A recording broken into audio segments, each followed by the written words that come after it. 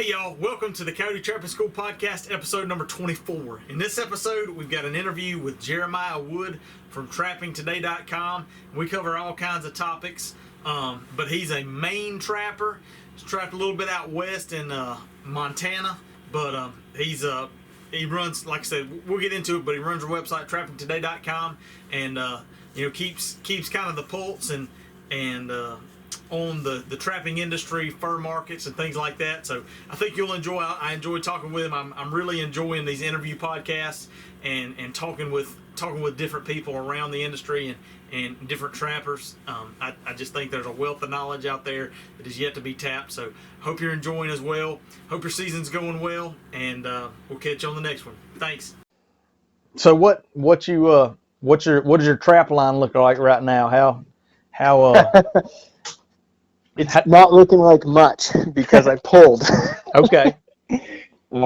Actually, I was running a pretty big line out in the North Maine woods here, and really this year has been quite an experience on the trap line. So I'm trapping for Marten and Fisher. Yeah. In basically industrial timberland in northern Maine. And it's a long ways from home. It's a long drive. It's all body grip traps on a 5-day check.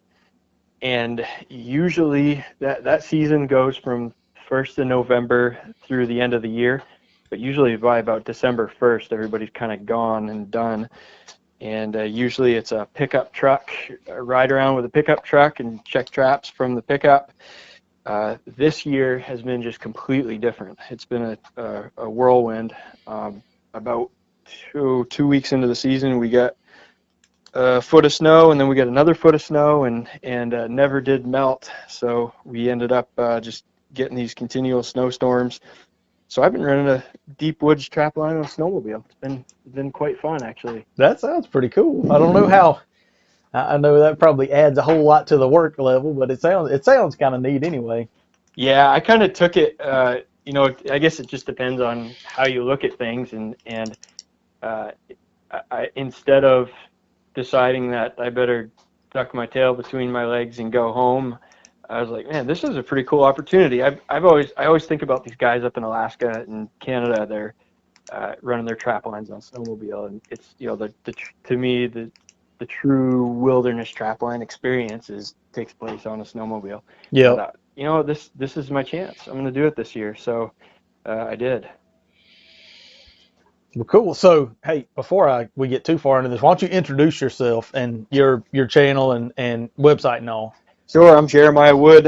You can find me at TrappingToday.com. It's a website that I've had for years now, and actually, like you, Chris, I started a podcast not too long ago. I started that last spring, I guess. So I have a podcast that comes out every week, usually Saturday or Sunday every week.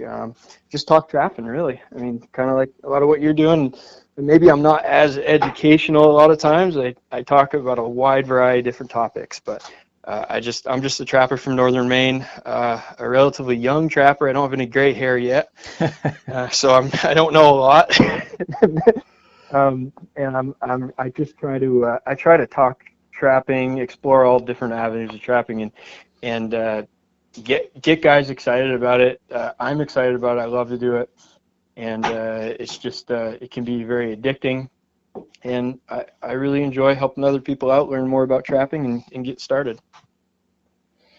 So, heck, I think I was looking the other day. Your website's been up since like 2007, 2008. Is that right? Yeah, over 10 years. Yeah, Crazy, huh? You've been doing it a long time. I was thinking I started my YouTube channel. It's kind of what I started everything in December of 2013. Yeah. So you've been. But you were much more aggressive than me. See, I started the website, but then I kind of sat on it for a long time, and Yeah. I'd post. It's kind of a blog, and I'd post things every so often. I'd do a fur market report every year. Do recaps of the fur auction results, different articles I'd write here and there. But really, I mean, I didn't get really aggressive about it until recently, and started on the the YouTube channel, on the podcast. Yeah. And it's just the start. When I lived out west, I I was still trapping, but big game hunting kind of got in the way. I can And see that. when I moved back here to Maine, it was I naturally gravitated more towards the trapping end of things, and as I did that, I just became more and more excited about it, and still continue to be. Yep. So how long have you been back in Maine? 6 years now, a little over, well, 6.5, I guess. And you're from Maine originally? I am. I was born and raised about 30 minutes from where I sit right now. Okay, well that's pretty cool. So what got you into trapping? How long have you been trapping? Oh, I started trapping in high school, but there was a lot of years that I really wanted to trap, and I had no one to get me started and teach me about it, which it is really interesting to me because that was kind of before the era of YouTube and the internet and chat boards, and you couldn't just have all these resources at your fingertips. And it's kind of interesting. I talk to guys now that are younger guys that are getting into trapping.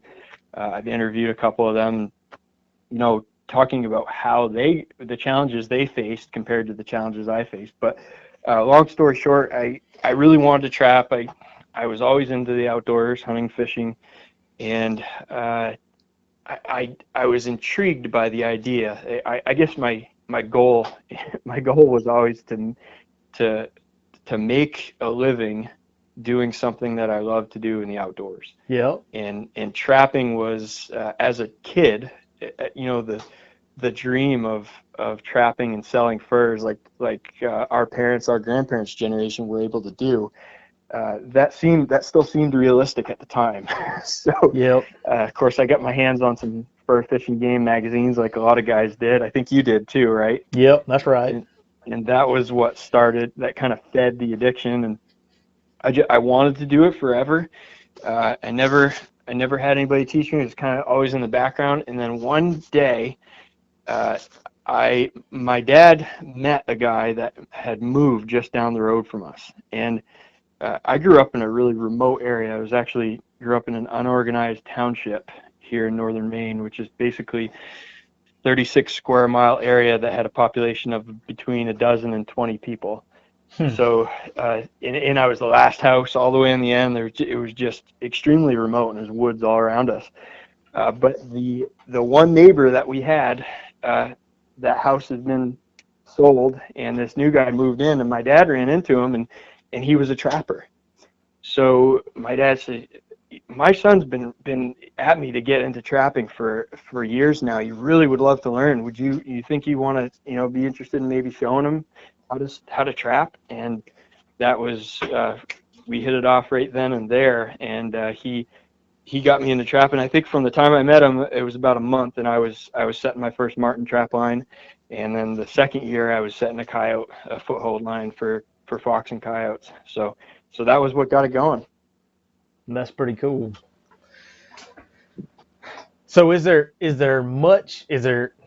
trapping community up in the Maine and the Northeast pretty vibrant, or not much? Are there many folks doing it still?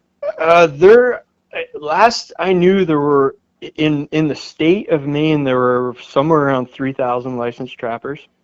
So pretty good for the population and the size of the state. There's quite a few people still trapping, but of course the fur prices have changed things like they have in a lot of places.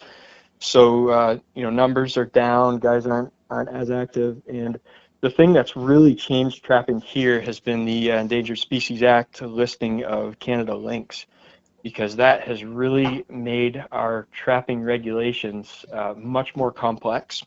So trappers have kind of had to decide, am I going to adapt and change the way I trap so I can keep trapping, or do I just quit? And sadly, a large number of trappers that I knew when I was getting started are no longer trapping because of the regulations. Hmm. So how prevalent are lynx? I mean, is that something that's not uncommon, at least before you had to take these measures to make an incidental catch of a lynx, or? Yeah, they've become more common every year. It seems that growth has kind of seems to have tapered off. But when I was a kid, there really weren't a lot of lynx. Now, if I remember right, you're a forester, right? Yep, that's right. Okay, so you kind of you got a good understanding of how changes in forest management can affect uh, wildlife populations. Yeah. Uh, the the forests in northern Maine have changed dramatically in the last 30 years, where a lot of the big timber companies have moved in, have harvested. There's been much more intense harvesting. We had uh, an epidemic of spruce budworm, which is like a moth that feeds on spruce and fir trees. It mainly affects fir trees, which was a dominant species here, and it killed a whole bunch of trees. So there were all kinds of salvage harvests back in the 70s and early 80s, and there's huge, massive clear cuts. Now, over the years, those clear cuts have grown into real like thickets of spruce and fir, and the one of the major timber companies that owns a couple million acres has a does a lot of plantation work, and these plantations and this regeneration of softwood has caused the snowshoe hare population to just explode. And those snowshoe hares or rabbits are what lynx feed on. Sure. So this has just been like a perfect storm of good lynx habitat. And as the habitat has gotten better, the lynx have moved down from Canada, and we probably are always had a few, but the population has really surged. So they initially was like, the state, the Fish and Wildlife Department did not believe there were any lynx in the state, and there probably was not a population at the time, or a strong population, but that became more abundant. They started catching them, doing research, and as they were able to kind of track lynx showing up all over the northern part of the state, that's when the endangered species listing process started getting underway. So the feds, took notice that there was that there was a lynx population here.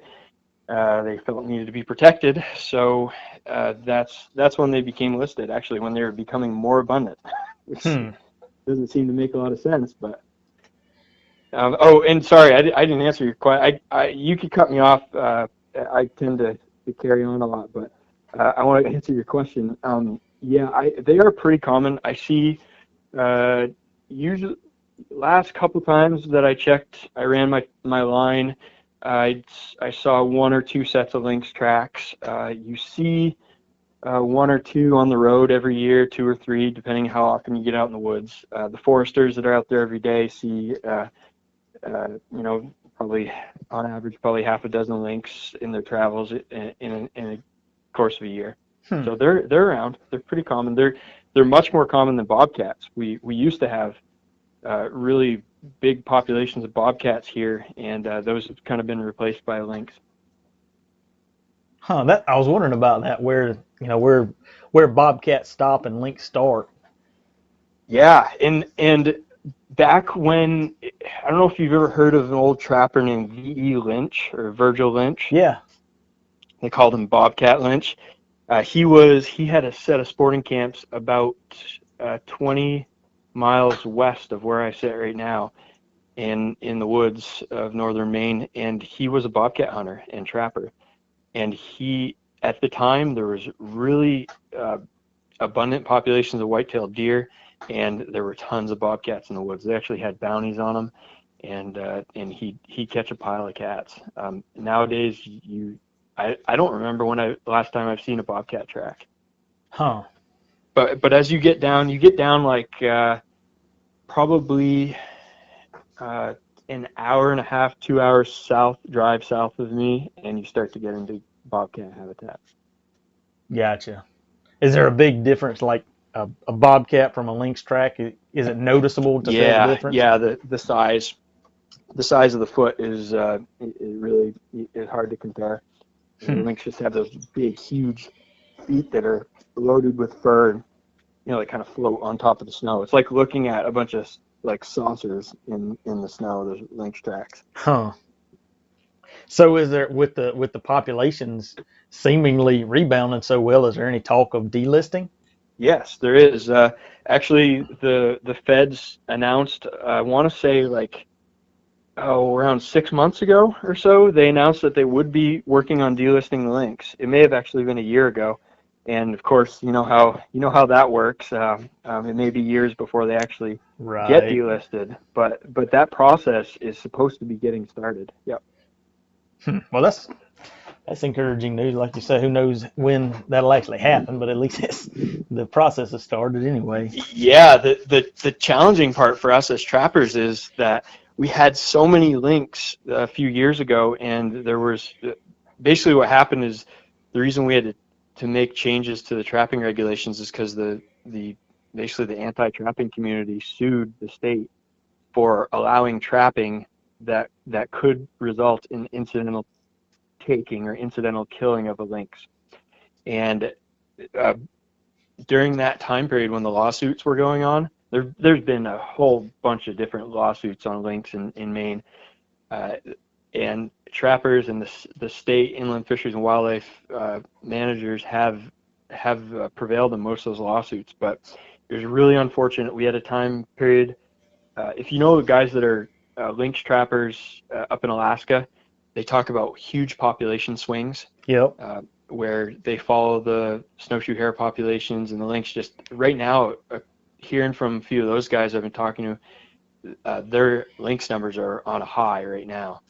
And when those lynx numbers are really high and the hare populations are low, most of those lynx die from starvation. We were in a period where we had so many lynx and there wasn't a lot of food around. They were doing anything they could to get caught in a trap.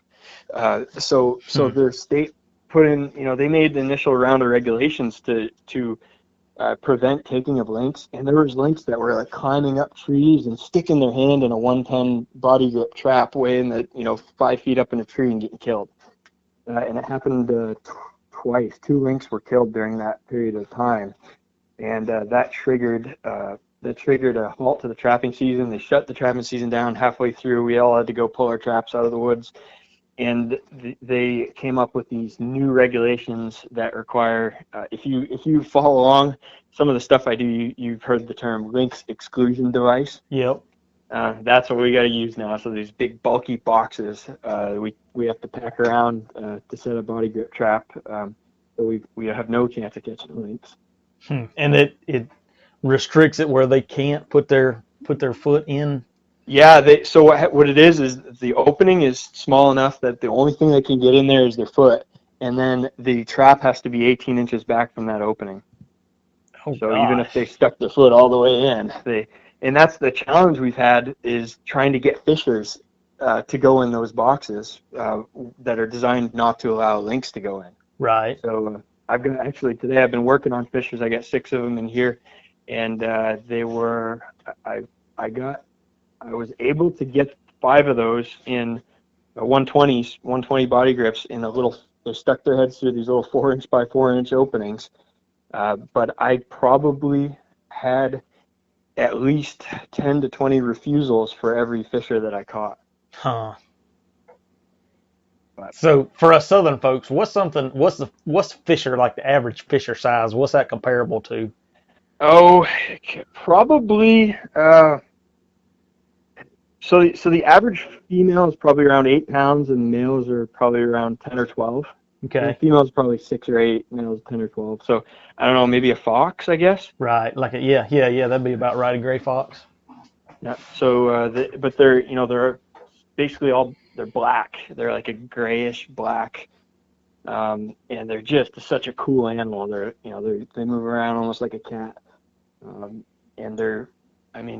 for the type of predator, they're a mustelid, so they're in the weasel family. So weasels, marten, fisher, otter, mink. But for for their size, they're pretty effective predator. They're a pretty cool animal to watch. And what's their prey of choice? Porcupines, apparently. Huh. Rabbits and porcupines. I've been kind of doing some mad scientist stuff. Every fisher that I skin out, I've been cutting open stomachs just to see what they're eating. And, most of the time, I can't figure it out. There's a bunch of hair. Right. But on several occasions, I found porcupine remains. So they seem to be really effective at, from what I've read, they'll chase it down a porcupine, they'll flip it over and attack it from his belly so they don't get quills. Huh. And I know a trapper down the road from me that skinned out a couple fisher with quills. Get to pull quills out of their face so that occasionally they get stuck. But yeah, porcupines, rabbits, basically they're pretty opportunistic. Whatever's available. I've actually even seen research where they've shown that they'll feed on beech nuts and other mast crops in season. They'll feed on other small rodents. So. That does seem that's definitely on my list of things to catch one of these days. So Yeah, you don't have them probably. Where would you have to go? Like you have to go as far as Pennsylvania to trap for them? yeah, probably. Yeah, and the guys up in New York seem to have a lot of fishers, really high densities of fishers. We have actually had increasing numbers of fishers over the years with the changes in forest management and things that have affected marten. Where we see fewer marten, we seem to be seeing more fishers. Huh. So what's your trap line look like? How does it progress throughout the season with the weather change and all? What do you try to target most of? Well, for me, it's maybe not an indicator of what most guys up here are trapping because I kind of have a lot of other things going on that affect my ability to trap early. Yeah. So we have our fox and coyote season. We have an early season that starts it's like a week or 10 days before hunting season, before deer hunting season, so guys can get out and before the weather gets bad. And that's usually that's toward about the 15th of October, 15th to the 20th. I have not trapped that early fox and coyote for a long time, but that's usually what guys start on. And then we have beaver seasons that start from the 15th of October, and then the general trapping season is the 1st of November. So for me, that's what I've been doing is just tackling. I'll go in October. The end of October, we get a early muskrat season. I'll go catch a few muskrats just for fun, catch some bait, maybe get a few beavers close by, and then I really hit the trap line around the 1st of November when marten and fisher general trapping season opens. Gotcha. And you were saying earlier that's a 5-day check on those? Yeah, in unorganized towns where I am, it's a 5-day check for body grip traps. If you're in an organized town, basically anything with a population and a town office, Right. that check is a 3-day on body grips. Gotcha. Anything foothold is 24-hour check here, so it makes it difficult. You work a full-time job, I work a full-time job. You know how hard it is when you're running traps before and after work. Right. It's hard to run. You can't run. I don't know how many do you run before work or after work? Usually around 30 is kind of my sweet spot. If I get much more than 30, if I had one property I trapped last year that I had close to 50 out on, but there was Geez. just one gate, and I kind of slowly progressed. So I'd kind of catch the coons out of one area and then move some traps. So I didn't get overloaded, but that usually I'm trapping kind of cattle country, and I've got to stop open 18 gates trying to get in and out, and that slows things down a lot. Yeah, 30, 2 to 3 dozen seems to be a number up here that is doable with a job. I've done that before, but the guys that are running 40, 50 traps, most of them that I know are retired. And, Yeah. And for retired, they're still in pretty good shape, and they're putting a lot of time into it. Sure. Probably putting a lot of miles on the truck. Yeah, I know a guy that comes up here. He's retired, and we talk quite a bit during trapping season, and I don't know how many sets he ran, but he only trapped for a short time, and he picked up 30 coyotes, and that's probably about standard. With a 24-hour check, it seems to be difficult to put up that. There's a few guys here that'll catch 100, but it depends. The weather has to cooperate during season. Yeah. That's hustling, man. Catching 100 coyotes. That's Oh yeah, hustling.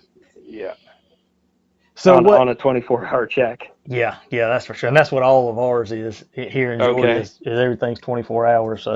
Yeah. So with that 5 day, are you still running just one trap line, or do you have kind of a couple of circuits that you make? Oh yeah. So I'm going. What I try to do is uh, one of the things I'll probably talk about in the future is trapping in an industrial forest, because it really is something you have to adapt to. It's interesting because you kind of want to avoid active logging operations. Yep. So I'll try to pick an area, like a network of roads, of all these dirt logging roads, that does not have a lot going on. There's not a lot of people traveling it. There's not, trucking or timber harvest or anything, and a place that I can start out on and be able to hit all of these different side roads off of the main roads, and run a line that way.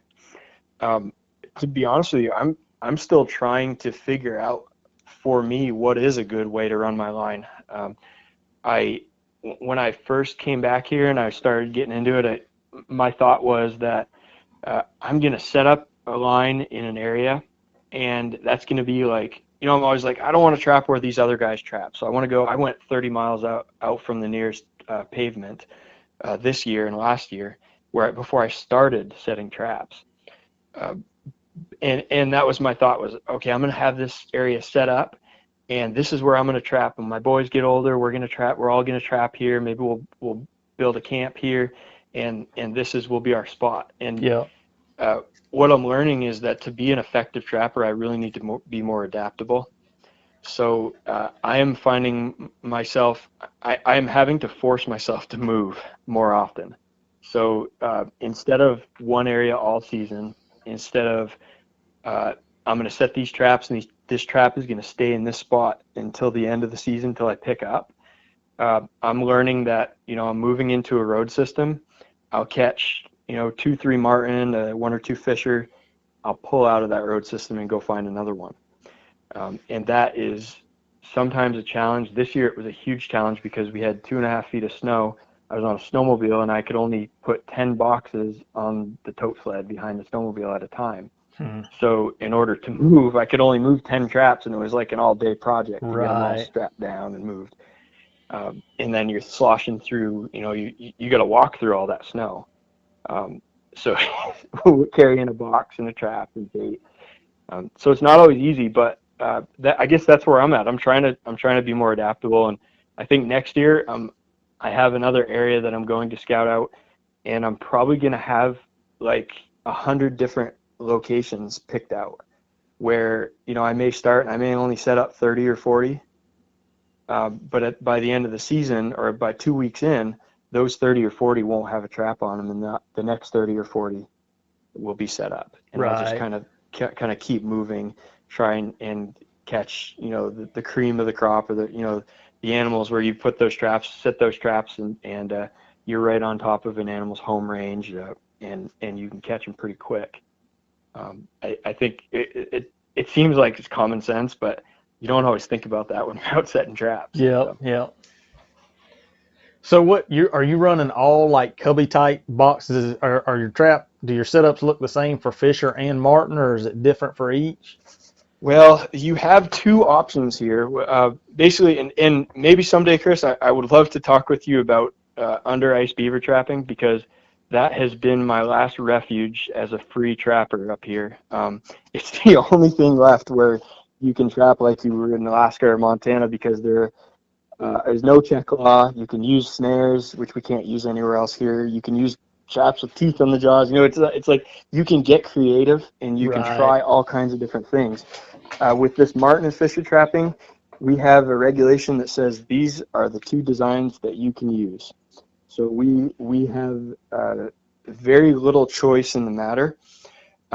We have a design for a 120 size body grip, and a design for a 160 or 220 size. So those are the two options. And initially, what I did last year, 2 years ago, you can make these devices out of either wire cage material or out of wood. And I started with the wire because it was cheaper and lighter and easier to make.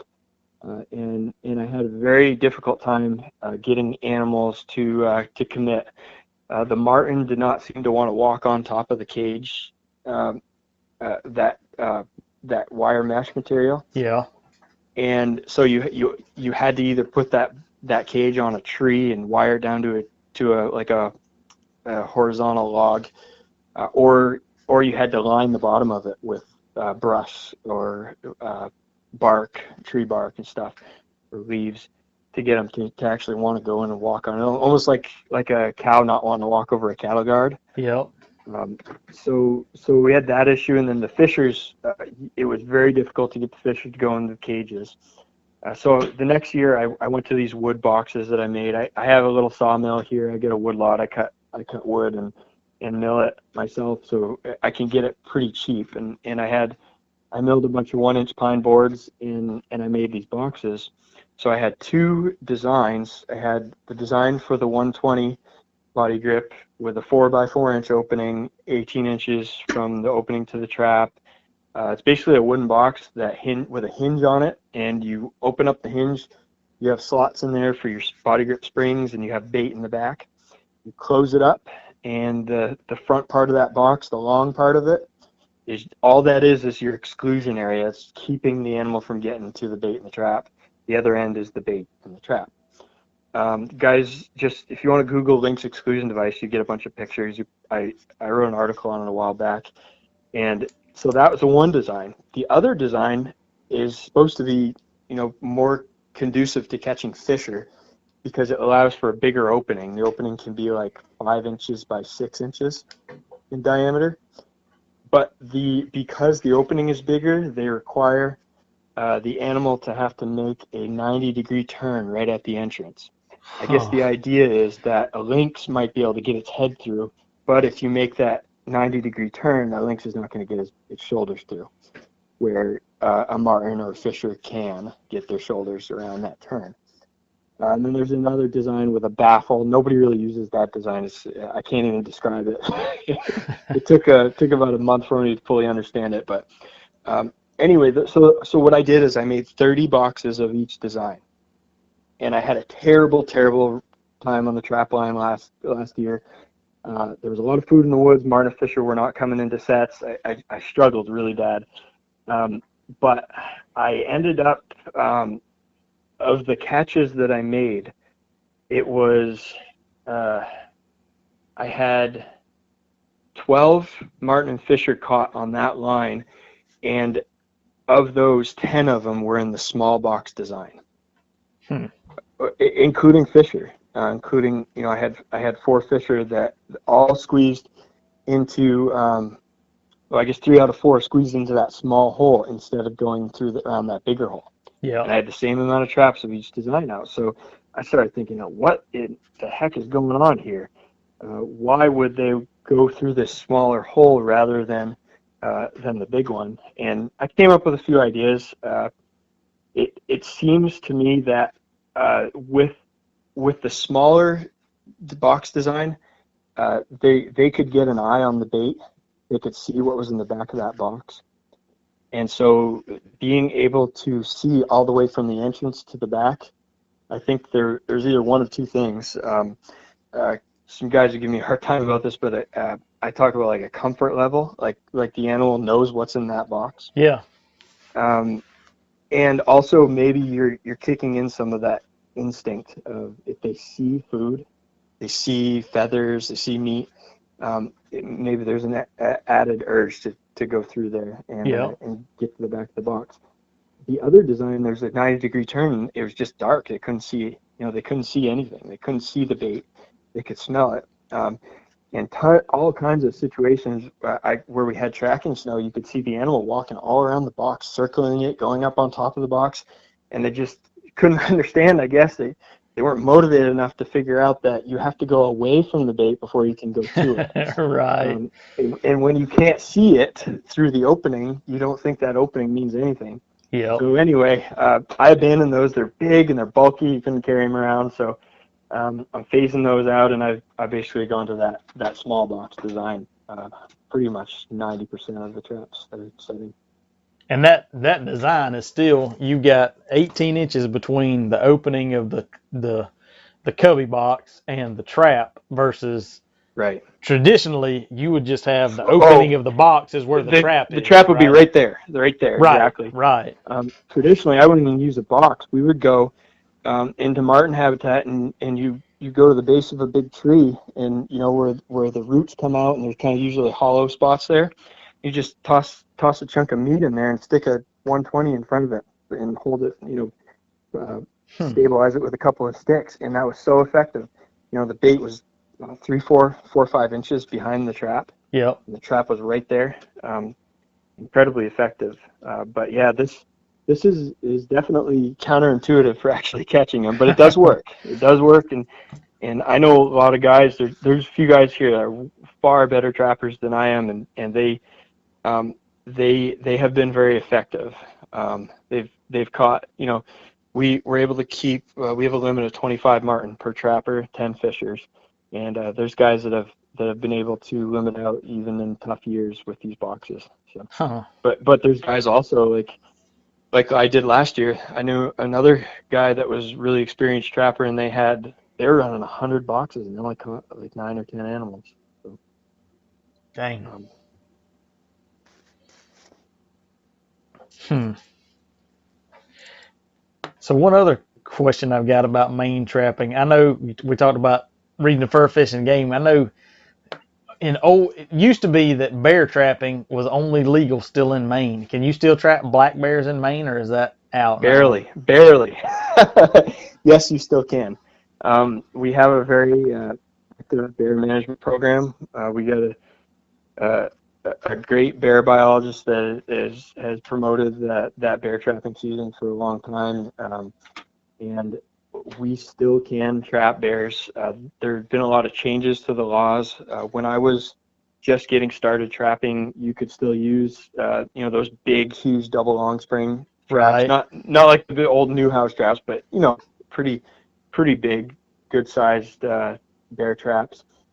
Those are outlawed now, but the only design that you can use is a cable foot snare, and that is the only example of a snare that's usable on dry land in Maine today. So it's very highly regulated. Um, there's regulations on where you can put your bear bait, the signage that has to be there, the type of snare that you can use. I think you can have 2 set at any given time. You can harvest 1 bear by trapping. It's pretty strictly regulated. Again, it's a 24-hour check.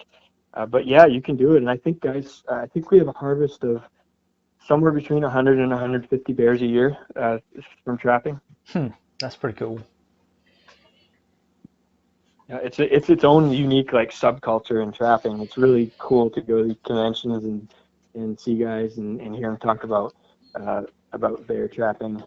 I've only tried it once, and I was not successful. It's just a time of year that it's in a really early season, and it's a time of year I just don't have the time to devote to it. Right.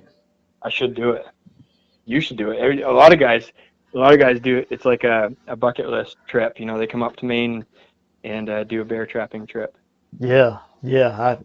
That would definitely be pretty cool. We have a hunting season down here, but no trapping.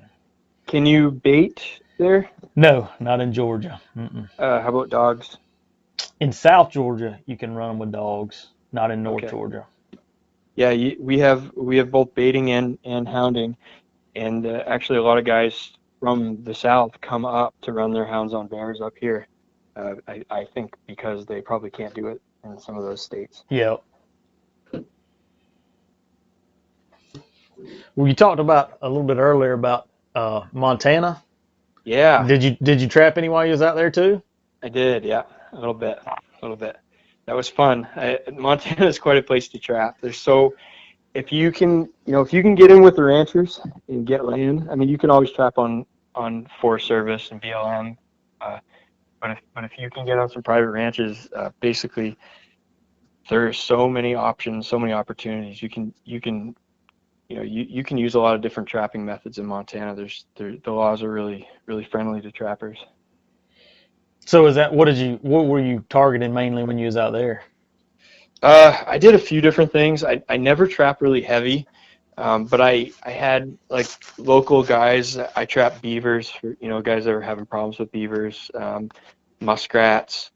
I actually did run a marten line there, really, or I tried to run a marten line. I recognized eventually that there just were not a lot of marten in the mountain range where I lived. I was north of Yellowstone Park in the Beartooth Mountains. There are a few marten there, but southwest Montana has most of the marten. I caught 3. I ran like 25, 30 traps, and I caught 3. But it was fun. It was up in the mountains. I tried a bobcat line. I didn't do very well there. Wasn't very successful, but I had a lot of fun. Caught a couple coyotes and fox. Never did catch a cat. So just a little, just enough to get my hands dirty, I guess. Went to the That's right. conventions, went to the fur sales and stuff, but most of that time I was hunting for deer and elk and antelope and mountain goat and sheep. So Yeah, I've got a friend of mine in Wyoming.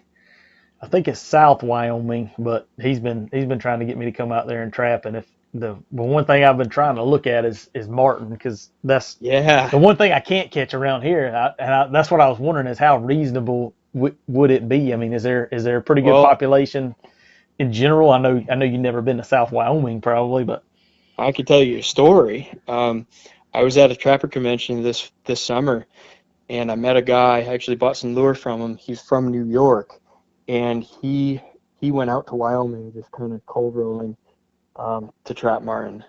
And he didn't say a lot about it. He didn't give a lot of details, but he had a picture on his phone of about 160 marten. no So, kidding. Jeez. um, and there's a guy, Tom Krause.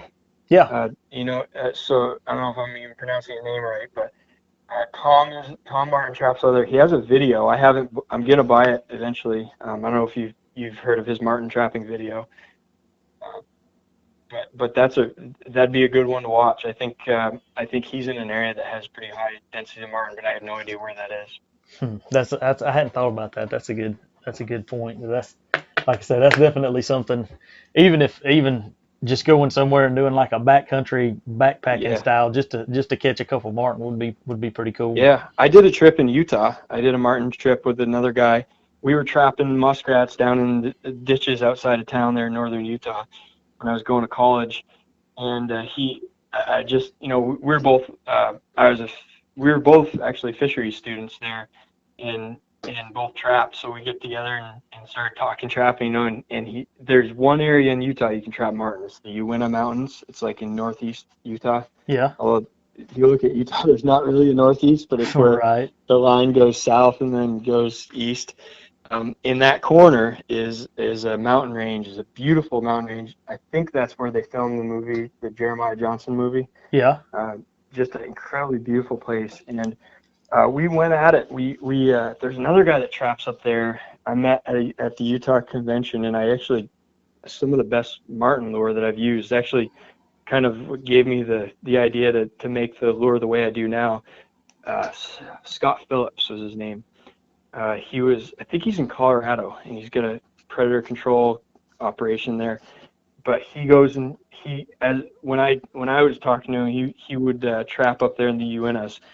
And so this guy Aaron and I, we took like a long weekend off of school, and we stayed in a cabin out there of someone he knew, and we set a bunch of traps. I think we set all on truck and pickup, and it was early in the season. There wasn't snow. There's only a little bit of snow, I guess. But we drove, I don't know how many miles, but we ended up setting like 40 traps each. We set them over the course of 2 days, and then we checked the third day, and then we had to go back. It was like a 3-4 hour drive from where we were living. And then we came back, I think it was a 3-day check there, so we came back like 3 days later. And we caught 6 marten. So it was, it was a lot of work, but it was a pretty cool little adventure. Yeah. So what did your setup look like there?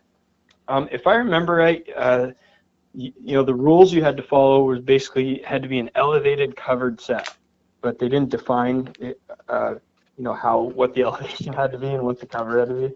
But most of what we were doing was either like cages or newspaper boxes on top of Yeah. down logs, down trees. I made a lot of pole sets because I didn't have any newspaper boxes to speak of. So a lot of pole sets. What I did, they sell these brackets for 120s that it's basically just like a metal bracket. Oh, the video you got to get. Mike Lipinski, Wilderness Trapline. You ever heard of that?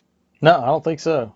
He's from Northwest Montana, and he trapped. I don't know. He probably still does trap marten up there, and a bunch, all kinds of different species. You can actually still trap wolverine in Montana, believe it or not. Huh.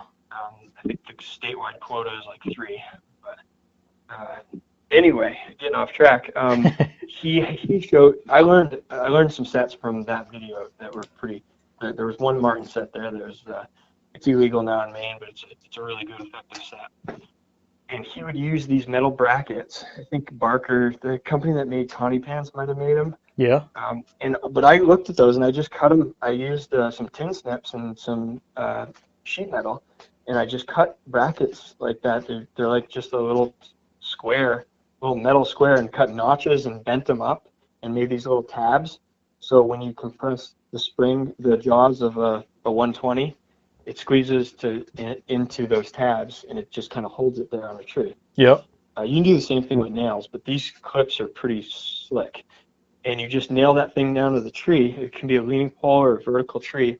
You set your 120 so it's stabilized right there on that mount, and then you nail your bait to the tree about 5 inches above there, and you just cover that up with boughs, like spruce boughs, and you get a set that's covered, that's up in the tree, and it's kind of like a little cubby made out of the boughs, and the trap is stabilized, and marten runs up the tree, goes to the bait, the trap sets off, gets caught, and it swings out and it's hanging from the tree. Huh. So that'd be, you would, if you were on foot, that would be a way to do it where you're not. That's the way to do it. Yeah, all you're Yeah. gonna carry is a few brackets, some nails, and the traps, and a few pieces of bait. And so what's like average marten size? Oh, it varies a lot. Our marten here in Maine are actually relatively small, and they're about the same size as those western marten in Idaho, Montana, Utah, Wyoming. Compared, they're probably half the size of a lot of those Alaskan marten. Yeah. In northern Canada, but they're probably 2 pounds, probably a couple pounds weight wise. They look a lot bigger, like the size of a small house cat maybe. Yeah. But they got all that fur, so they look quite a bit bigger. Yeah, I wasn't expecting that small of a weight for sure.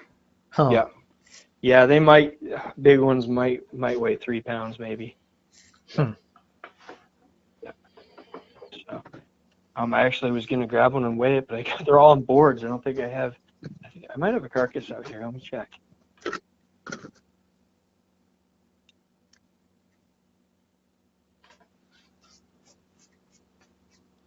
All right, yeah, I get.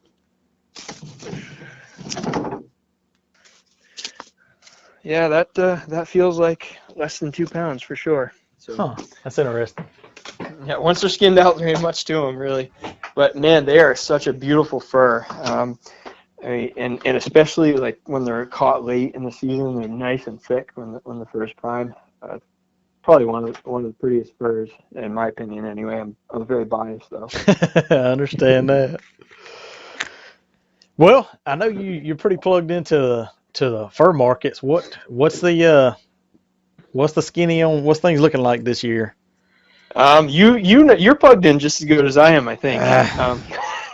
Basically, everybody kind of reads the same stuff and follows along. And when I started, I started doing fur market reports just because it interested me, and I honestly didn't know a lot about it, and I still don't really. But it's been 10 years, and every time I make a prediction, it's like it's really not that. It's really not as hard as everybody makes it out to be. I think it's still a low market. This is the guys that I've talked to. Some of the buyers say this is the longest time they've seen fur this low. It's always gotten low. It's always dipped. The market's always dipped, but it's never stayed this low for this long. So we're looking at Russia. Russia uses a lot of our fur. Their economy is in terrible shape. Oil prices are low. Oil is continuing to drop because of oversupply. And Russia's economy depends on the price of oil. They export a lot of oil, and it basically drives their economy. So if oil prices are low, Russia is not doing well, and Russians don't have a lot of buying power, so they can't buy a lot of fur, and that hurts us. China, the same way. China buys a lot of fur. They manufacture a lot of fur, or process a lot of fur that gets made into garments sold to Russia, but the Chinese wear a lot of fur too.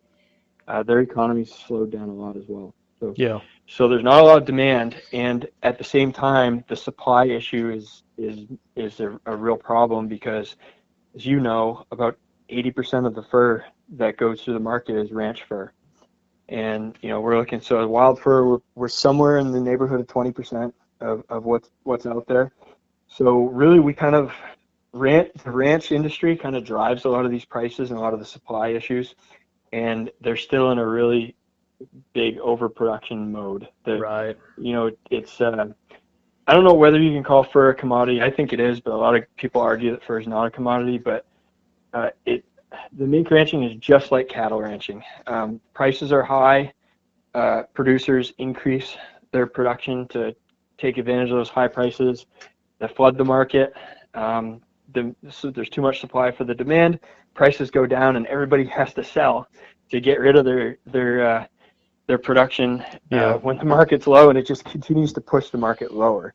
So I think we're going to see probably low fur prices again for the next, probably till at least 2020. It seems like by then a lot of the ranch mink will probably have moved through, and if the demand starts to creep up, that ranch supply won't be as great as it is now. Right. And hopefully that'll be a boom for wild fur. Now, of course, there's a few bright spots, and one of them, is what you specialize in is the coyote. That's a specialty market.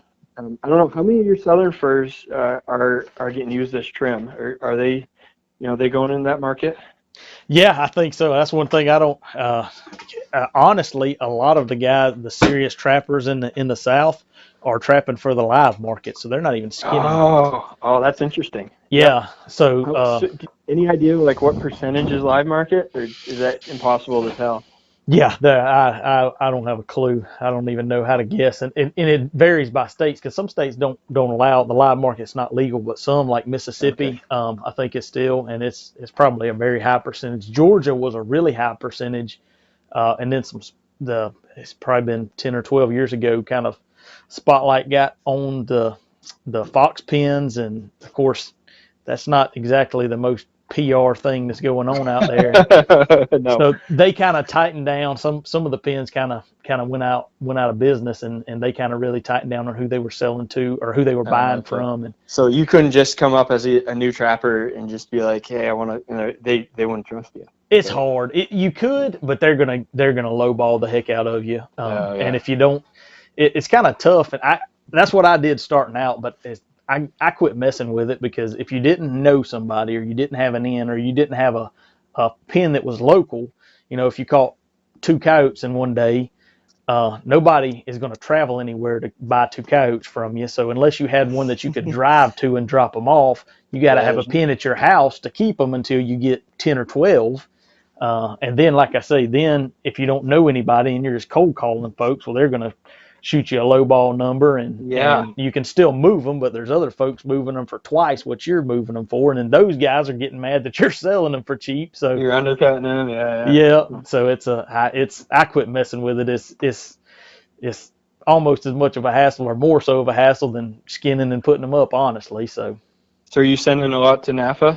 That's what I've done the last few years. Yes, I've sent all my stuff to NAFA. So Yeah, and I know some guys. It's been kind of strange. If you watch the auctions, there was an early auction. I think it was fur harvesters, but where there were obviously a bunch of buyers looking for coyotes for trim, and the higher quality coyotes are really prime and the right color and the right length, hair length and stuff, and not that coarse hair. The more like our coyotes in Maine, a lot of them look like German shepherds. They just have this terribly long coarse hair. They're inbred with eastern wolves. yeah, So they're not like those western, like the Montana coyotes and the Dakotas. But anyway, there were so many buyers looking for those. Like Canada Goose makes these down jackets with the fur lining on the hoods, and just that little trim that lining that goes around the hood of that coyote fur. Um, those are in really high demand. It's a big fashion trend. A lot of those are being sold, and that market is like Europe and North America. So, our economy is doing pretty well right now. So the demand has been high, and it's been very fashionable. So all the buyers are looking for those coyotes. Well, there was that one auction, I think it was in February, where uh, basically all the Western coyotes sold out, and they averaged between, they're somewhere like around $90. I mean, close to $100. It was insane. And then I think what happened is all of a sudden everybody's looking around the room and how many coyotes do we have left? And they started bidding up a lot of the lower quality coyotes. And so that's when our Maine coyotes, which usually average like $25, $30 maybe, they were going for $45, $50. And I think that brought up a lot of the southern animals as well, a lot of those prices. Now, the very next auction, apparently orders had been filled. There wasn't as much demand, and I knew guys that shipped southern fur that still got, they got like $10. They're like, what did I do wrong? I don't understand. But that was just the way the market swung a lot this last season. yeah. That's one thing that I've seen, and since I've been messing with it, it's almost like you can't. Your best bet is to sell if you can to ship your fur early, because Yes. if that first sale is prices go high, then it's almost too late then, because a lot of folk like me, I never get my first ship before April, so it's always that May sale or the mid-year Yep. sale, and that's when all the most fur is coming to the market, and it never. Yeah, it's clean out time, right? Yeah, Mm. exactly. Now, so you don't trap, like our season is done the end of December, but you're probably just getting going around that time. Yeah, see, our trapping season in Georgia doesn't start till December 1 and runs through the end of February. Wow. Okay. Now coyotes and beavers are not they're not regulated. We can trap those year round, but Yep. if you catch other things, obviously you've got to turn them loose. So Yep. I typically don't, unless I'm doing some kind of nuisance work. I typically I don't start trapping until the season comes in. So Yeah. Yeah. Yeah. So the interesting thing people might not know just yet is the major auctions. They all pushed back their schedules, and the first major auctions aren't going to be till around the 1st of March this year. I was looking at that earlier because I've got fur still up there that didn't sell.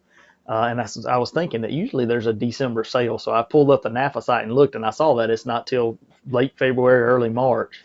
Yeah, there used to be a December sale, and then there actually, when I started, there was a September sale. And they were like selling the stuff that had been held over from the previous year and cleaning it out for all the new fur that was coming. And then there was always a December, and there was a January, and sometime in I think one had at the end of January, one the beginning of February, and then they had the March ones. So they're just kind of, I guess, reacting to the low market and trying to I don't know. I mean, with the prices that low, they're probably not making a lot of money either. So Yeah, what's the sense in holding an auction? that's If right. you've listened to some of those auctions, I was listening a little bit last winter, and I just stopped because all you heard was they'd bring up the lot number, the auctioneer would bring it up, he rattle off a few numbers, no sale. Go on to the next, and they do this. It'd be 10, 20, 30 in a row that they wouldn't sell. They're like, and then the auction ends, and in the back room they're doing some private treaty sales and stuff. But when there's no demand, it's really hard to have an auction. Yeah. So what do you do with? Do you ship to NAFA? Do you have somebody local that buys? How do you typically market your fur? Boy, it all depends. Like the last fur that I sold was beavers this spring, and those were I trapped a bunch of beavers all the way to April, and actually I trapped a few toward the end of April. Our season goes to the end of the month, and so they were, not really good timing for any sale. And I had a local guy that I enjoy, I get along with really well, and he buys a little bit of fur, so I sold to him. But I'm usually trying to get into one of either the NAFA or the fur harvesters. Usually when they had the early sales, I couldn't get in time, but this stuff will be the last couple of times that I've had fur in the March sale, and like half of it would sell, and then you'd have a couple sell the next auction, and then a couple will be cleared out like in July, and you get a check for like $10 or something. Yeah. So, that's good. I don't know. We don't have any real fur buyers around here. I had a guy that when I was learning to trap, there was a local fur buyer, and he was actually just getting done buying fur at that time, and nobody has taken his place. So there's a couple people that come up, and like the guy I sell beavers to, they'll come up and they'll buy here and there, or you can send fur down to them, but it's not it's not like we got a Grunwald's truck coming through or anything. We're just kind of at the end of the line here. Yeah, So how. the U.S. Postal Service carries a lot of my fur. Right. That's how ours is too. I mean, you talk to if any older folks, when I'm going around asking for permission and all, folks will, if anybody has trapped in the past, they'll talk about the fur buyers that used to, make their circuits through, and there's nobody. We did, probably 15 years ago, there was one guy that also sold supplies that he bought fur, and after the whole deal with the otter debacle, where otter prices were like $100, $150 a piece, and then I bet a lot of people lost their shirt on that. That's all the fur he bought after that. He didn't buy anything after that. But we do have, this past year we had a Grunwald's truck come through, and I wished I'd have gone and at least met him and seen him, but I didn't. I wound up taking my stuff to one of the local NAFA pickups. Yeah. But really, we're losing something not having those guys, because I really value that feedback from the buyer. I want to show them my fur, and I want to see what I did wrong, what I could have done better, or what I did right. And I had a couple guys listen to the podcast that were asking, like, can you do something on fur grading? And I really am not that good at fur grading, but I'm probably going to try to have somebody on and just talk, explain to us all of the different terminology that when you get your receipt from NAFA, and it shows what everything graded and stuff, and you got size, color, quality. And I can't look at my furs when they go out and say, okay, this is a large, light brown, heavy or semi-heavy Marten or something. That's something that we're missing by not having local buyers to be able to show us, what to look for. Yeah, I actually just interviewed last week John Zander from Zander Fur. Oh yeah, no kidding. Yeah. And I was actually thinking it's a long drive from Georgia, but I'm considering taking my fur up to him just so, because I've never had anybody local that could show me you're doing this wrong, nothing like that. So to have somebody that can walk me through, well, hey, this could be done better, or give any kind of pointers, man, I would love that. So if I can figure that out and work that out, I may wind up doing that just to get that kind of in-person experience. So you're gonna have that on the podcast? Yeah. Awesome. Look forward to hearing it. Yeah, it was pretty good. It was to get a little insight. Like I said, I haven't done anything spectacular. One thing with our coyotes, because all my coyotes sold, but there were no spectacular prices, but from my perspective, and I haven't laid hands on a lot of other coyotes, but ours are so variable in color. There's not much consistency, and so you may catch a red one day and a real nice pretty gray one, and then a black one, and you know, if you're plugged in right, like the black ones or some of the really odd colors, you can kind of get a taxidermy buyer for. Yeah. But the old red ones and stuff, I mean, there's not just a whole lot to do with them, and I know that there's not a lot of buyers out there clamoring for those kind of coyotes, you know. And do they how do they prime up? It can't be prime like a Alberta coyote.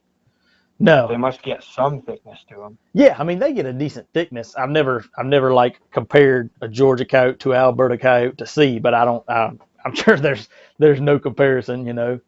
Yeah. Yeah, but there's a use for them somewhere, I'm sure. Oh yeah, that's right. That's right. And that's another thing that I talk about a lot of times is, what's the alternative? The alternative is not trapping. Yep. And for one thing, that's not a lot of fun. And for another thing, we've got a lot of populations of these fur bears that really benefit from the wildlife management side of trapping. So some harvest is really healthy for these populations. So, and again, when you have issues with weather and seasons, what do? Every fur market report tells you don't trap until later in the year. Wait, and only trap prime good fur. Well, what if you have a place like northern Maine where 2 weeks after the beginning of the season you have 2.5, 3 feet of snow on the ground? You're not going to trap coyotes unless you trap them at the end of October. Right. So that you always have to balance. Like, okay, do I not trap anything because the fur isn't going to be top quality, or do I just get out there and trap and do the best I can? Yep, I'm with you. That's like I said, I've never just been blown away with a fur chick. Right before when I was still in college, which was 06 and 07, right before the economy tanked, a buddy and me were trapping, and we actually did really good in the taxidermy market. Man, we were selling otters, bobcats, we were selling all kinds of stuff whole and getting nice prices for it. That's probably the best I've done realistically for my trap line so far, being paid. Yeah. But you probably flood that pretty quick though. Yeah. You definitely could. We were fortunate enough somehow to get in touch with some folks that had the taxidermy contracts for like a Bass Pro or a Cabela's. Oh yeah, and so they were really looking for some stuff. It was probably a once in a lifetime deal, but man, that was pretty sweet. Take advantage of that. Yep. Cool. Well, shoot, man, we've been rocking along for an hour here. Is there? Yeah, it's fun. It is. I'm enjoying it. I feel like I already know you quite well because I listen to all the podcasts and everything. So and watch the videos. So it's kind of funny. This is actually the first time we talk on the phone. I know. It is funny. It's the same with you because I noticed you started putting your podcast out, and I'd been hemming and hawing about it for a while. I actually recorded some podcasts in last November, and I recorded a few, and then I was trying to mess with the editing and figuring it out, and I just said, man, I don't want to go through learning something new, and so I quit it. And I wish now that I'd stuck with it. But then when you started, I heard some of your podcasts and talking about, the feedback that you were getting, and I said, man, I gotta do something with this. So it's been really good. It's been really best really thing I ever done. Best thing I ever done. Because it really, I was writing a lot on the blog, and you just can't connect with somebody that way. A lot of people reading words on a page, and I get all kinds of comments, but it was always like as if they were talking to a computer, or there wasn't a person behind what I was doing. Yep. The podcast is just completely different. It's awesome. And I enjoy it. I enjoy doing it. I was so nervous. Probably like you. I was like, I can't do this. And I was listening to Clint Locklear stuff, and it really wasn't that fancy. He was just putting stuff out. Yep. It wasn't edited. Just hit record and then start talking, and I really enjoyed it. I enjoyed listening to it, and there wasn't a lot out there in trapping, so I thought, well, why can't I do a little bit of this?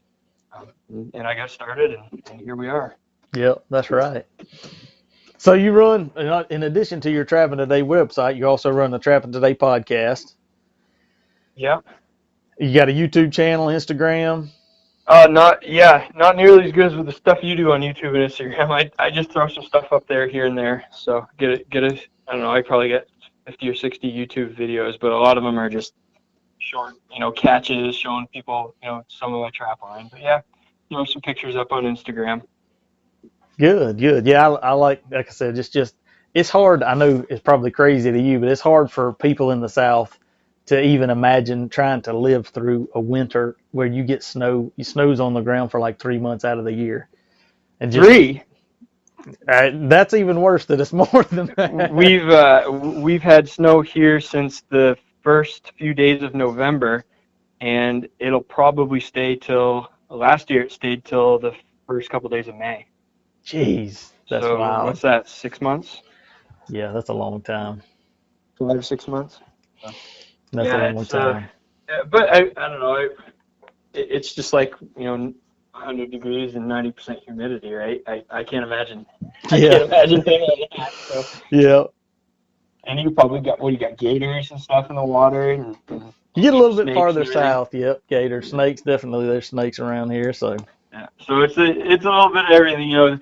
The thing is, what I've learned in my few years is that there are people who make the best of whatever situation, whatever place they're in, and those are always the happiest people. So I try to have that attitude that there are advantages to this, that's and right. one of the advantages is we have.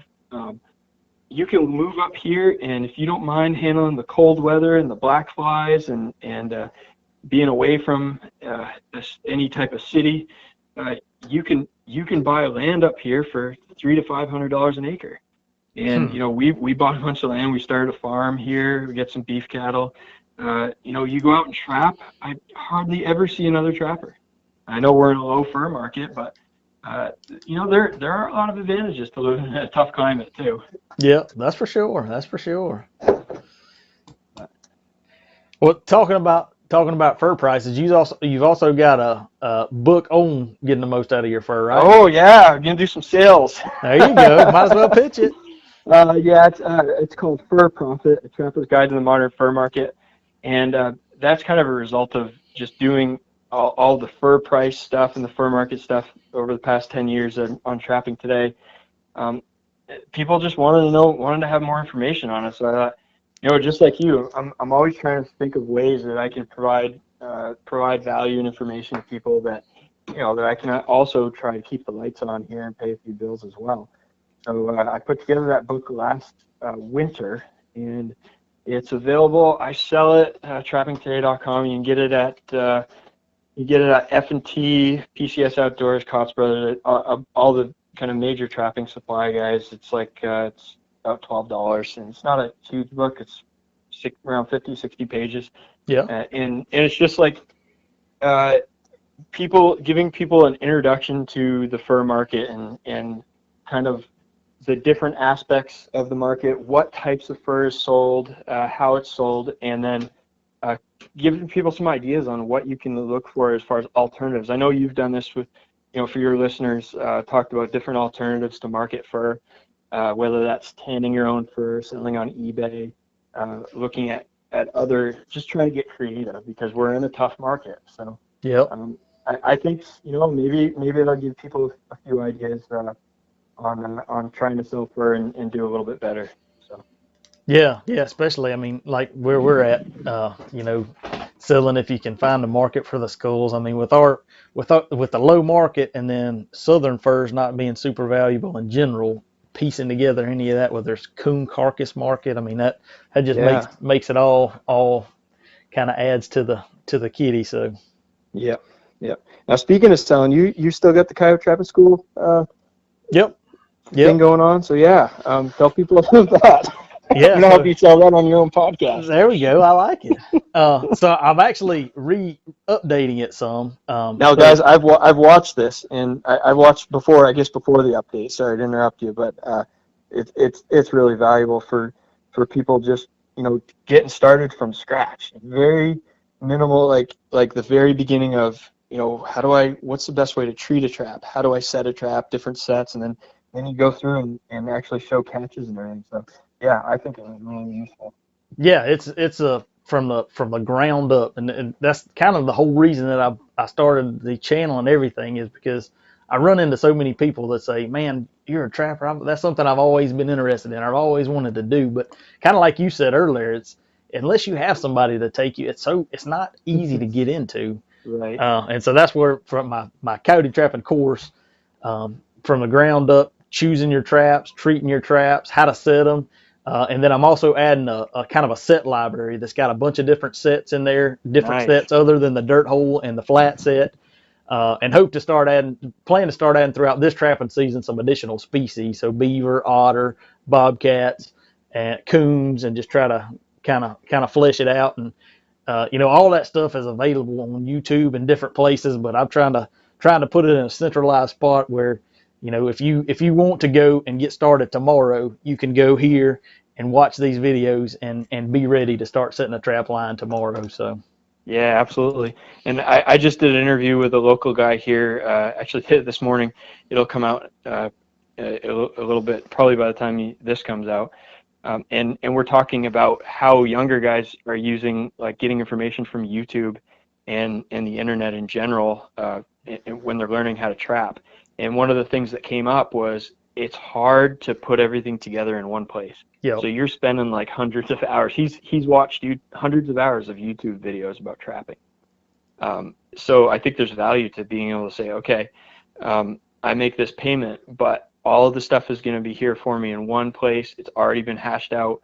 Guy knows what he's talking about, and so I'm going to get it all here and not have to go through that process.